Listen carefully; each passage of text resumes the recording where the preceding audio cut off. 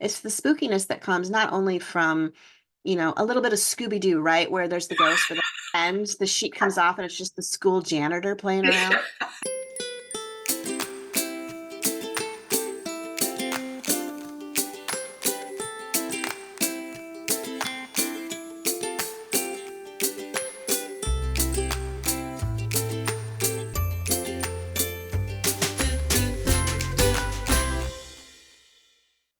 Hi everyone, Terri Gillespie here, and this is A2A with Terri and Jaime Jo Wright. And I am so excited. I'm just so excited. Even my husband's excited.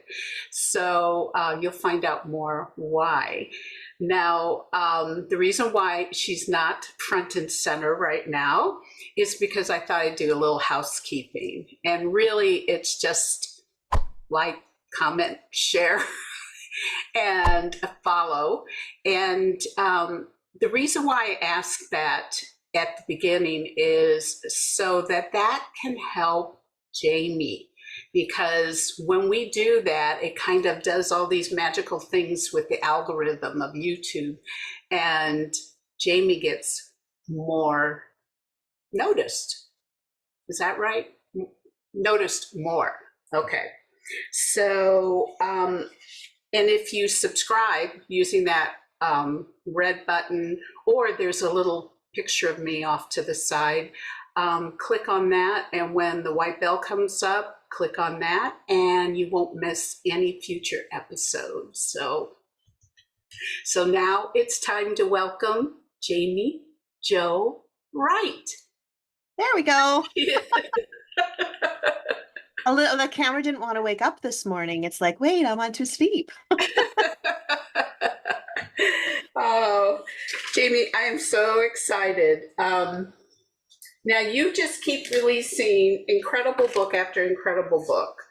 The Lost Boys of Barlow Theater, my husband just went on and on and on about that. And he's been chomping at the bit to read your newest book, Night Falls on Predicament Avenue. Yes. Who comes up with the titles? You? It's a conglomeration. I give some ideas, and then Bethany House Publishers actually has a titling committee. So there's a couple people on it, and my editor's included, and we kind of banter back and forth with the titling to get it where we want it. Because it's so unique, and it so carries your voice with it. Yeah. We actually have a lot of discussion about that because we want the titles to stay kind of on brand, really, so that when you hear the title, oh, is that a Jaime Jo Wright book? The Night Falls on Predicament Avenue was a shortened version of what I had, but whatever. What was yours originally?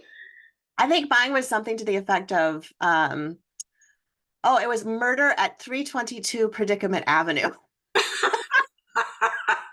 And they're like, maybe not the murder part. And then the 322 Predicament Avenue is really long for the graphic design. But then they came up with Night Falls on Predicament Avenue, and which is like, I love it. Long, yeah, and it's great, but I'm not sure. Either way, my graphic designer who does the covers, Jenny, she's amazing, and she's never complained once, at least not to my face. So she did great with it. Yeah, your covers are amazing. I mean, the Lost Boys, that just really got me. So yeah, she did phenomenal with that. And that's actually the cover for Lost Boys was really exciting for me because the story was based off of a local theater here in town that was built by Al Ringling, who was part of the Ringling Brothers Circus. And I sent her pictures from inside, but obviously we can't use those for, trademark reasons and such. But she was able to find imagery and put it all together to make it look as close to what I was picturing as possible. And I was so excited when I saw that. I was like, yes, that's it. You nailed it. Yeah, it has the red and the gold gilded and it was so good. So good. Yeah. So, and also Jaime has this incredible Facebook page for her readers. So, and we'll put the link to that down below in the description section. But what is the best way? How is the best way to keep in touch with you and to follow your writing journey? Oh, absolutely. I'm kind of one of those authors that's a little bit different on every platform. So, Mhm. the more you follow, the more you get because it's a little bit different. My newsletter is obviously a huge one. I don't send them out at like craziness, but that one you can get at jamiewrightbooks.com. And then I do have my Jaime Jo Wright Madlet Warriors, which is the VIP reader group, completely free. It just sounds cool when you say VIP reader group because then we're all important and part of a group. But that one I post, oh, just lots of fun, goofy stuff. You usually see me with a cat on my shoulder or something. And then there's my Facebook page and all of Facebook, Instagram, etc. All of those links are on my website. Or you can easily find it by just doing Jaime Jo Wright. Yeah, and they will be down in the description section, so you'll have them easy access. Yeah. So um, now, also, in addition to this interview, there is a blog interview of Jaime, which will have even more information and some funny pictures like what she's talking about. Yeah. So, and ways for you to get additional entries for the giveaway, and we'll talk about that a little bit later. So, so Jaime, your book, Night Falls on Predicament Avenue. I mean, it checked all the boxes of what I'm looking for your books, Good. but it was intensified. And I like, now I always have to leave the lights on anyway, because I'm reading I'm reading a book, which is good because if it was Requires on light. Kindle, I still wouldn't turn off the lights. So it was just, and what I love about your books is that it also has such strong takeaways of faith and such strong takeaways of social justice and injustice, especially the Lost Boys of Barber Theater. Very strong, and Castle Moreau as well. So that's one of the things that I love about your books. It's not just spooky, which is fun, in a controlled environment. Right. But It's not horror, so no worries. it's not horror. It's not horror. And by the way, what's the difference between Gothic and scary? Gothic is scary. Oh, this is my interpretation, Okay. right? Okay. So scary to me is like you have more jump scares, more things that jump out at you, but they could be in any setting. The Gothic element is where you start putting in elements that are like Edgar Allan Poe or Nathaniel Hawthorne, kind of those classic dark Victorian vibes where it wouldn't even surprise you if a vampire walked down the stairs. Now, I don't have any vampires in my books, but if one showed up, it really wouldn't be that weird. So that's my determination on the line. But the Gothic is really that dark, melancholy, macabre element that separates it from just scary. Mm-hmm. Mm-hmm. Yeah, and there has to be, your setting is so important with Yes. Gothic, and your character development is so Right. important with Gothic, Right. and instead of just things happening like that. Yeah, and every character has to have multiple layers where you're not sure. I mean, even the good people could become the villains. I mean, you Yeah, just don't know because everybody is disturbed in a human sort of way. We're broken people, so right. Yeah, we've been corrupted by life. We've been, we have our own right, issues. So, right. which I mean, I don't, and you don't, but most people do. So you're so nice. You're so nice. I know when I started writing, it was, oh, it's a romance. And it's like, okay, I'll put a little romance in there, but no, this is about angst. This is about, yes, yes, yeah. yes. Yeah, there's always needs. It seems like with every book, there has to be a little bit of a thread of romance. I'm not sure why, but I think that's just kind of one of those elements that all readers look for, but mine is definitely not ooey gooey. No, no. But what's nice is it kind of gives you a breather too, Yeah, especially. that's true. And I think it brings some of that human element into things. It's Yes, relationships, you yes, know, yeah, and hope. and hope. Yeah. So, um, and viewers and readers, if you go down below in the description section, I'll have links to my 5-star Goodreads and BookBub, and if you go to Barnes and Noble or Books a Million or christianbook.com, Amazon, they're all there. So if you want to get my insights on why I love this book so much, go on there. So, Jaime, one of the things that I've learned from my viewers is they love author readings. And one viewer actually said they get goosebumps. So I read the first paragraph. So do you have a selection you would like to read? Sure, sure. There's multiple points of view in my books.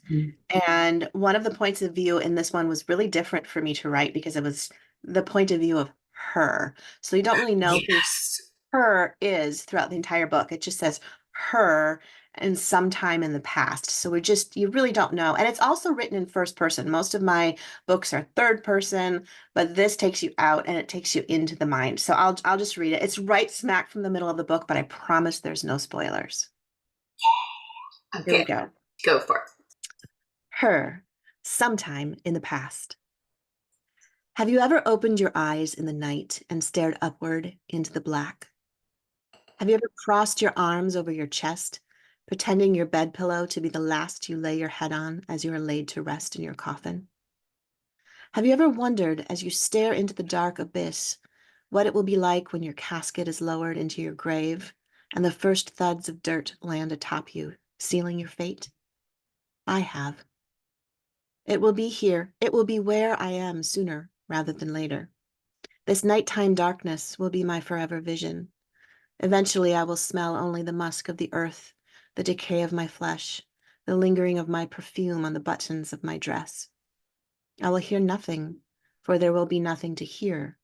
I will be alone with only voices in my head, memories replaying in circular fashion over and over again.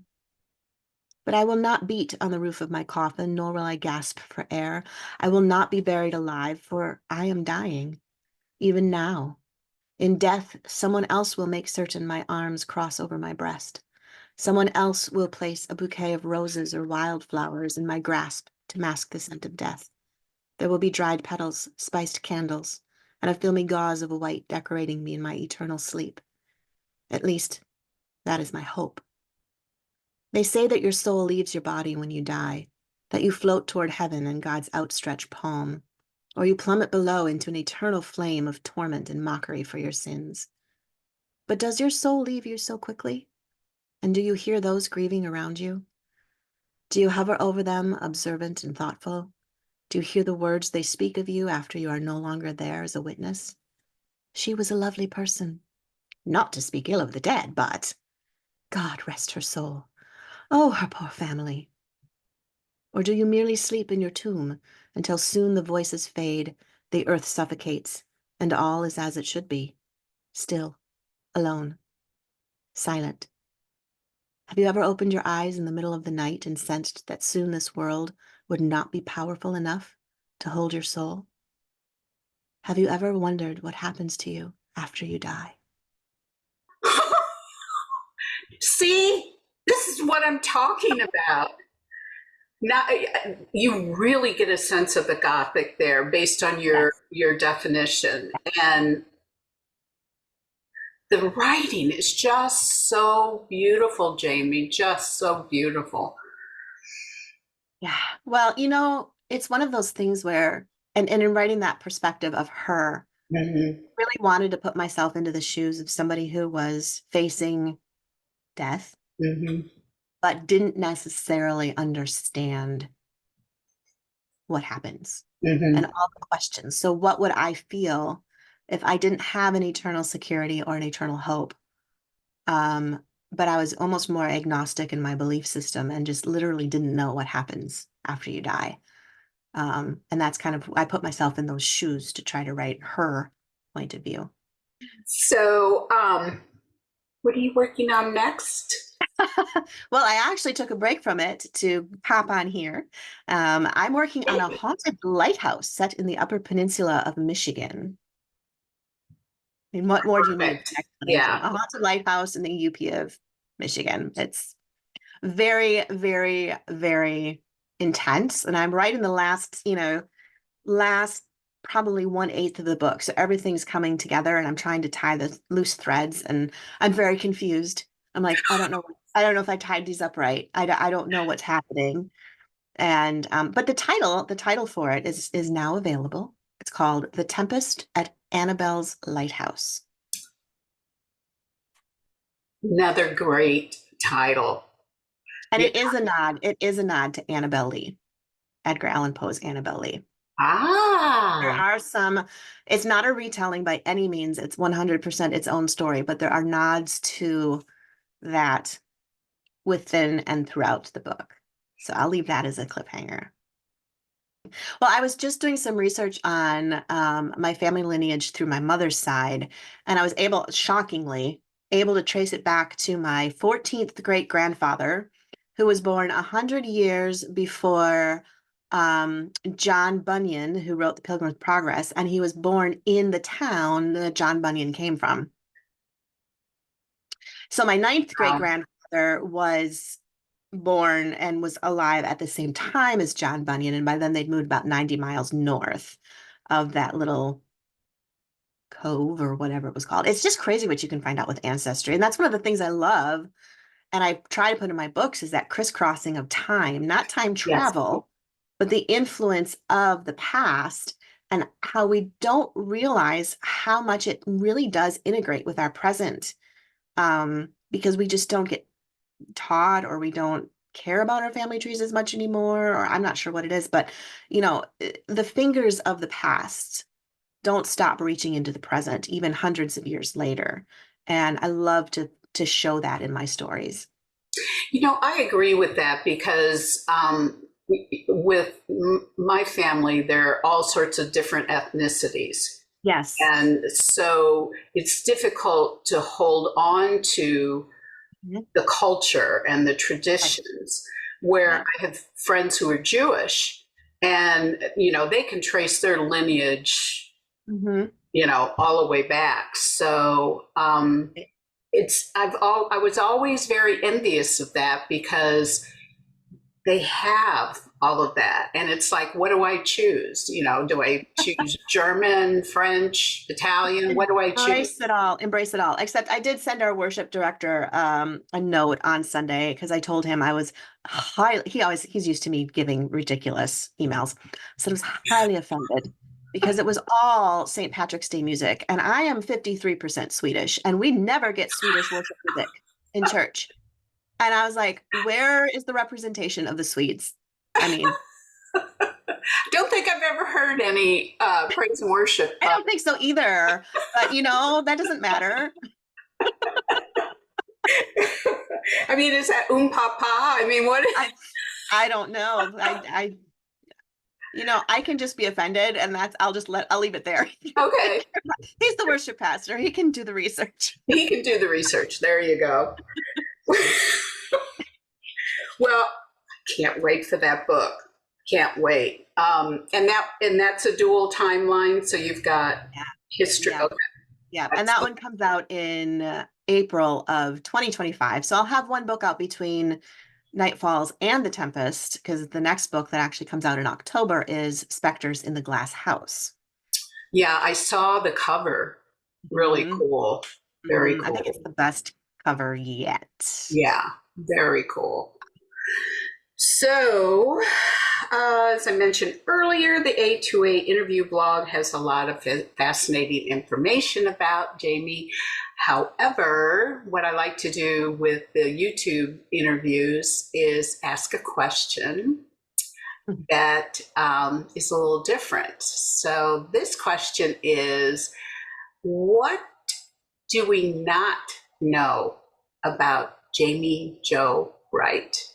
I don't know. I'm pretty transparent. I'm not gonna lie. I I don't can hide see a that. lot about me.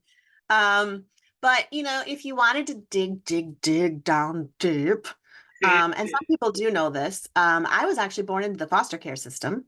So some Wow. people know this, some people don't. I was adopted as an infant, so I wasn't in foster care very, very long. So it's one of those things where I was born, and then because of all the hoopla that you have to go through for an adoption, then I was put into foster care for a couple of weeks, and then my parents adopted me. And I was told that the foster family I was in had a teenage son who apparently doted on me. And so of all of the splitting apart that comes from through adoptions, that was apparently the roughest, even for me, because I had apparently bonded with this boy at this foster home. And so I've always found that interesting, and through therapy, because you have to go through therapy when you've been adopted. Well, you don't have to, but it's good. A lot of people underestimate the impact of adoption on infants. Mm-hmm. And they're, especially somebody like me who is a 2-week-old infant, they're like, oh, 2 weeks, no big deal. But within that 2 weeks, how many pairs of hands did I pass through Mm-hmm. different people feeding me, and so that I would bond to another a child, for example, a teenager, and then be ripped from that into new smells, new senses, new voices. Everything's different. You go through a lot of abandonment issues, essentially, and so I think you see a lot of that in my books. I try and Mm-hmm. I pour a lot of that element into my stories, and so I don't know that it's not known, but that's probably something a lot of people don't know about me.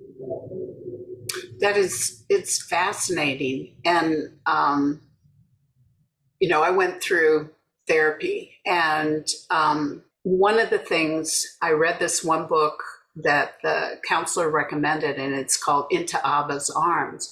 And Mm, one of the things that she said was that when a child is born, they are born wired for unconditional love. mhm. And that if something happens to disrupt that, they have to rewire themselves to be able to compensate for that. So, part of my therapy was learning what was real and what was not, what was a compensation in the wiring, my wiring, and what was, Yeah. Yeah. yeah. Yeah. And for me, a lot of that, I actually wrote about that in The Lost Boys at Barlow Theater. Mm-hmm. The main character in the present day, Kit, was an infant adoptee. And it was interesting because when I wrote the first draft, I sent it to my editor, and she wasn't aware of my history. And she emailed back, she goes, it seems like she has a lot of abandonment issues for someone who would have been young and couldn't have remembered the abandonment. And it was very, she worded it very sensitively and very well done. I not by any means offended by my editor. I thought it was actually a good point. So I Mm-hmm. actually said, you know what, let me include an author's note, because that's a very common Mm-hmm. misconception, which nobody means to be offensive by it. So I don't take offense by it, but it's a common misconception. And I've spent the majority of my life with the underlying understanding, lie, you could call it, but I call it understanding because that's how it is to me, that people you have so much capital with people. Mm-hmm. When that runs out, so does the person.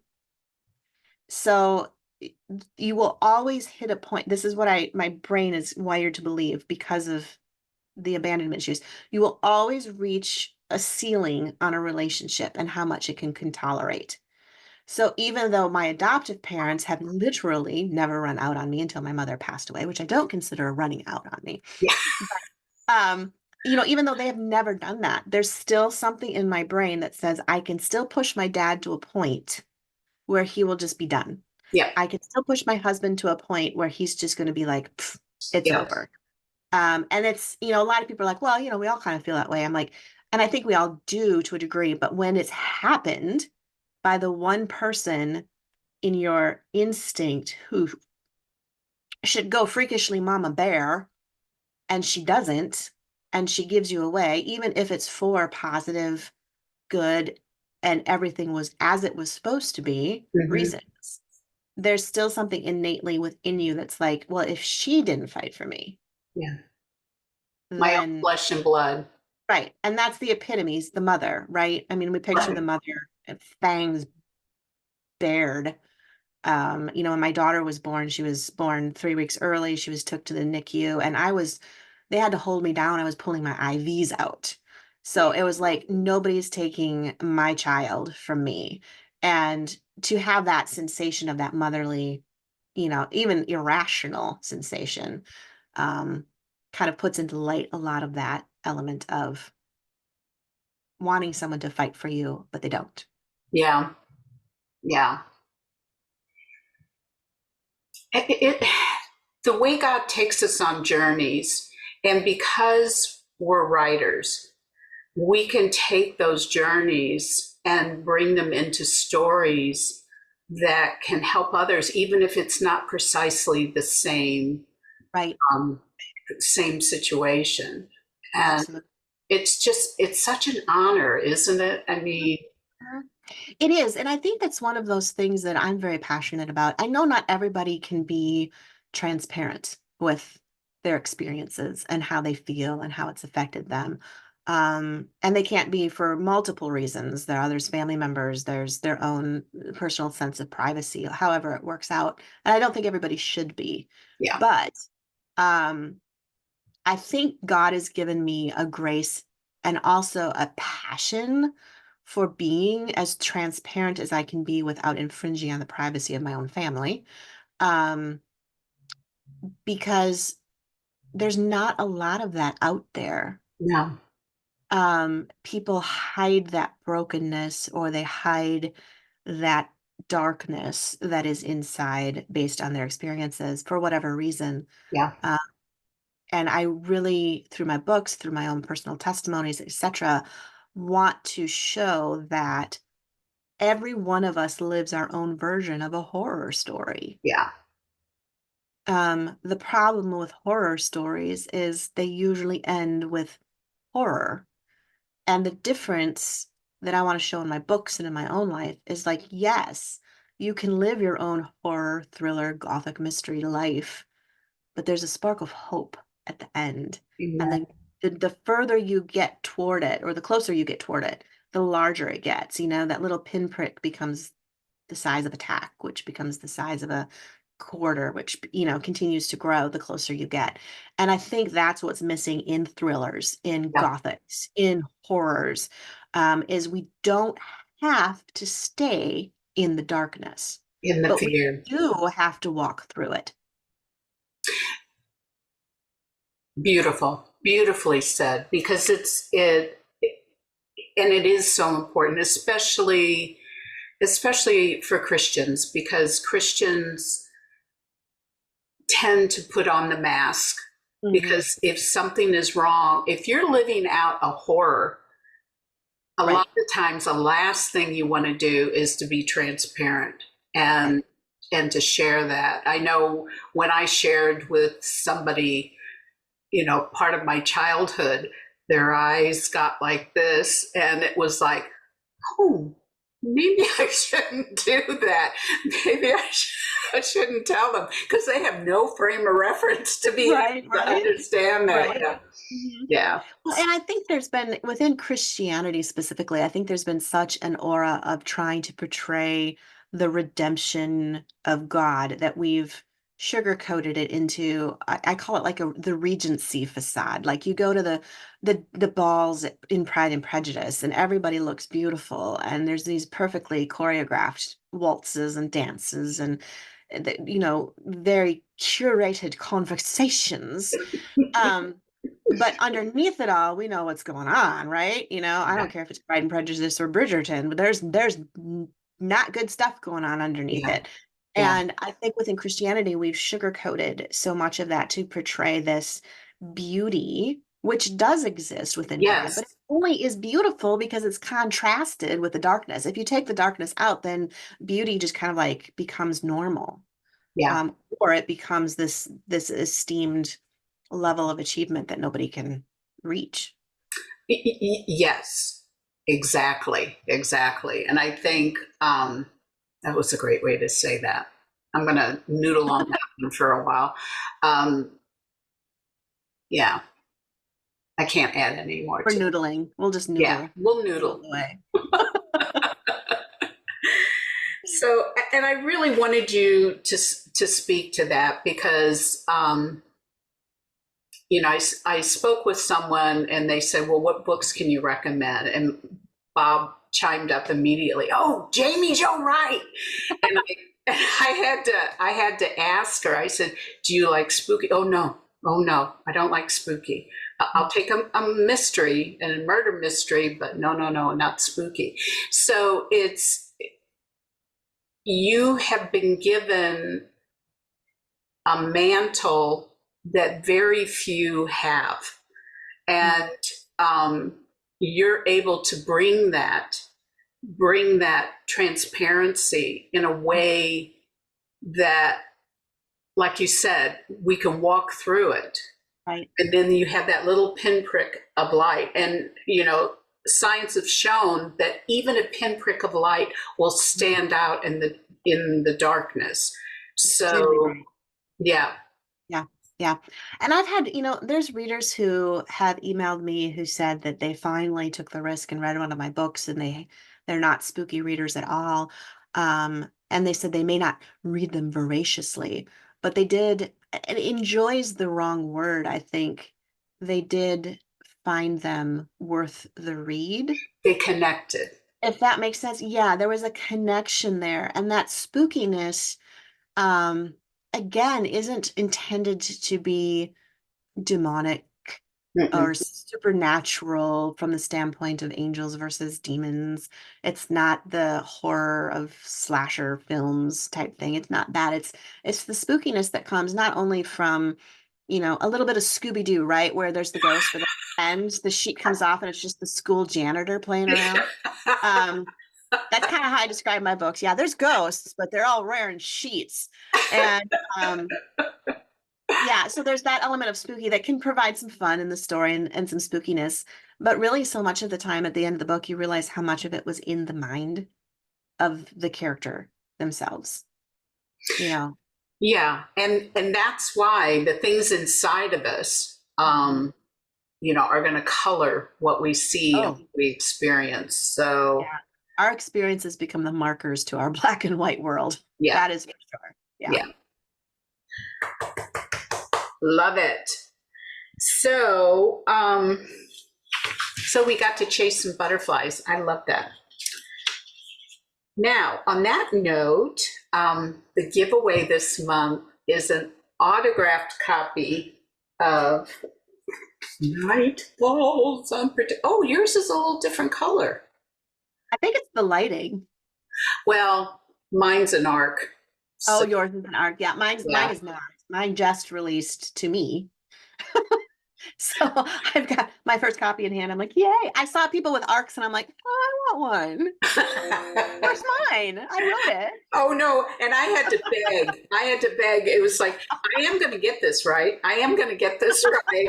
So, So, yeah, so you got it with all the errors in it. So oh, there weren't that many.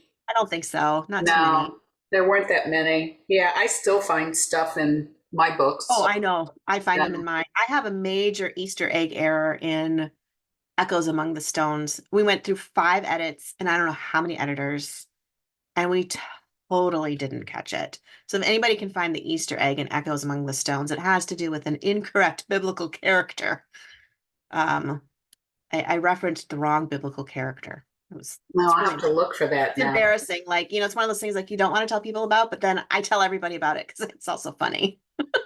Yeah, it's better to own up. And Yeah, I'll own it. yeah, Wrong guy. so how many viewers want an autographed copy? So will you sign it over to the person? Yeah, I will. Like, this isn't an autograph label. This will be literally written in the book by me. Put your name. So Yeah, not I a might book plate. throw in a sticker. Yeah. Ooh, ooh. So value added. Yes. It'll come straight from my mailbox. Yours. I'm not sure why that's exciting, but it can Well, be. I think it is exciting. I do, because especially if it's an author that you really love, um, Yeah. it becomes very, It does. It's a little gift. It's a yeah. gift. Yeah. So, if you're looking for, my dear viewers, if you're looking for additional opportunities to get some extra entries in there, go down to the description section and also to the blog interview. But essentially, it's like, comment, subscribe. That's essentially what it is. So, now the drawing will be held Friday, April 12th. And if you're already a subscriber to the YouTube channel and to my newsletter, you get those extra entries as long as you comment and like. So you've got a little leg up in the entry process. So, and also entries only from the contiguous US. Sorry, Alaska, Hawaii. But you get to live in Alaska and Hawaii. So Jaime, do you have any final words that you want to leave our viewers with? Final words. That sounds so final. The last words of Jaime Jo Wright. Yeah, right. For death. Um, I don't know that I have anything super inspirational. I just, I look at stories and I think this is what I always want my readers to come out with at the end is looking at what I call the echoes from eternity and the Mm, you're going to leave for the generations yet to come. I'm going through, my grandmother saved every photograph from 1865 to now. I have boxes of them, and she wrote the names on the back. So I have a lot of ancestry that I am going through right now. And as I go through that, and as I research who these people were, you start to uncover just little clues, right? You don't get their full biography, but little clues like the man who left Germany and ended up in the Protestant community in New York. And it was known for being a Protestant community because it was a very small community in the 1700s of very faithful Protestants who would not compromise on their faith. And that's my who knows what great, great, great, great, great, great grandfather. And I'm like, but that's a seed that was planted. mm, He could have only known back then when he created a life in a community of believers and then passed that to his children, who passed that to his children. If that mm, had been broken at that point, and he had strayed away, I don't know if I would be here. I don't mm. know if these books would ever have been written. I don't know if these stories would ever have gotten told, right? And everybody's choices echo through eternity. And Yes. so when you make your choices, and I tell this to my kids too, when you make your choices in your teenage years when mom and dad aren't around to say, not a good idea, those choices don't just affect you. They don't just affect your children. They could be affecting your 14th great granddaughter. Mm, And mm. you'll never know. And you look at scripture and you look at Abraham and all of the forefathers in the Old Testament, their stories are still affecting us today. And so we don't live life just for our experience. We live it to influence those who are to come. Because I can't influence the past. The past influences me, but I can influence the future with hope and the message of what God has given us. And I think that's what I really want readers to find is that those ancestors that have influenced you positively or negatively will influence you in how you're going to echo into your eternity. Mm. And that's kind of what I try and put in my books and life. That's beautiful. Beautiful. It it's like the cloud of witnesses. We become part of the cloud of witnesses. 100%, You know? 100%. And that veil between life and death is so thin. People ask me, do you believe in ghosts since you write about ghosts? And I'm like, well, remember, it's Scooby-Doo. But um, do I believe in ghosts? Not necessarily. Do I believe that there is a great cloud of witnesses that are literally probably just beyond our vision, like, but barely? Absolutely. Absolutely, I do. And so, do I think my mom, who's passed away, I say who's moved to heaven, do I think that she still shares in my life? Indirectly, yeah. You know, I do because I Our know she's seeds. her seeds are still here. I wouldn't even be shocked if there's not this massive, IMAX theater in heaven, and she's going, "Come on, baby girl, come on, get that book done, get that done." I know she's up there doing that. I don't think she's that clueless, right? And I maybe I'll be wrong. I'll get to heaven and find out she was like, I was too busy on the streets of gold, kiddo. You were on your own. I don't know what it's going to be for sure, but I do know that there's that eternal hope. And that, when my Yeah. mom moved to heaven, she's up there and she's saying, Jesus, get that coffee maker in the corner. She's going to need it when she gets here. And that's what we have to look forward to, right?